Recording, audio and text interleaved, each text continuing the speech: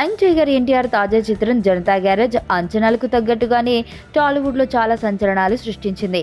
తొలి రోజు కలెక్షన్స్ నుంచి టాలీవుడ్ ఆల్ టైమ్ రికార్డుల సినిమాల జాబితాలో 3వ స్థానం దక్కించుకునేంత వరకు లెక్కలేనన్ని రికార్డుల్ని బ్రేక్ చేయడంతో పాటు క్రియేట్ చేసింది కూడా.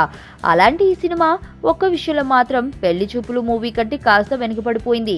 అదేమిటో తెలియాలంటే మ్యాటర్లోకి వెళ్లాల్సిందే.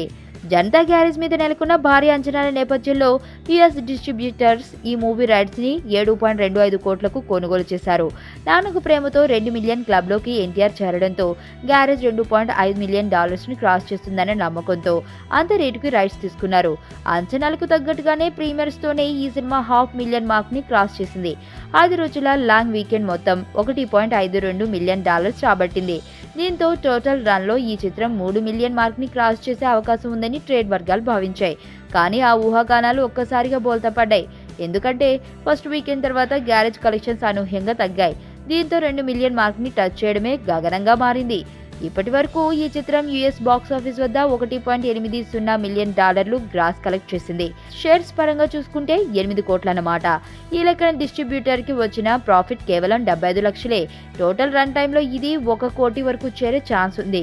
ఇక పెళ్లి చూపులు సినిమా విషయానికి వస్తే ఇది అక్కడి డిస్ట్రిబ్యూటర్స్ ని కోట్లలో లాభాలు తెచ్చిపెట్టింది. ఇది చిన్న సినిమా కావడం, పైగా ఎలాంటి అంచనాలు లేకపోవడంతో అక్కడి డిస్ట్రిబ్యూటర్స్ కేవలం లక్షల్లోనే దీని రైట్స్ తీసుకున్నారు. కనీసం పెట్టిన పెట్టుబడి రాబట్టగలిగితే చాలని వాళ్ళు భావించారు. తీరా రిజల్ట్ చూస్తే ట్రేడ్ వర్గాలే ఖంగు తిన్నాయి.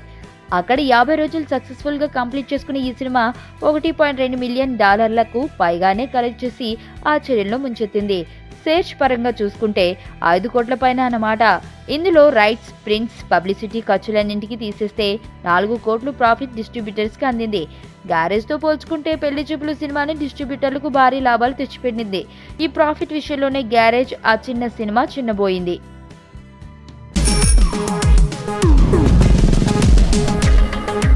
ప్రపంచంలో ప్రతి ప్రేమ కథ మధురంగా ఉంటుంది. మనది మనకు మరీ అద్భుతంగా ఉంటుంది. నా ఫీలింగ్స్ ఎక్స్ప్రెషన్స్ అన్ని పేపర్ మీద రాసి తనకి ఇస్తాను రా. అవసరమా రా ఇదంతా? ఇన్ఫాచ్యుయేషన్ రా. రే, అమ్మాయిని చూసిన వెంటనే అలా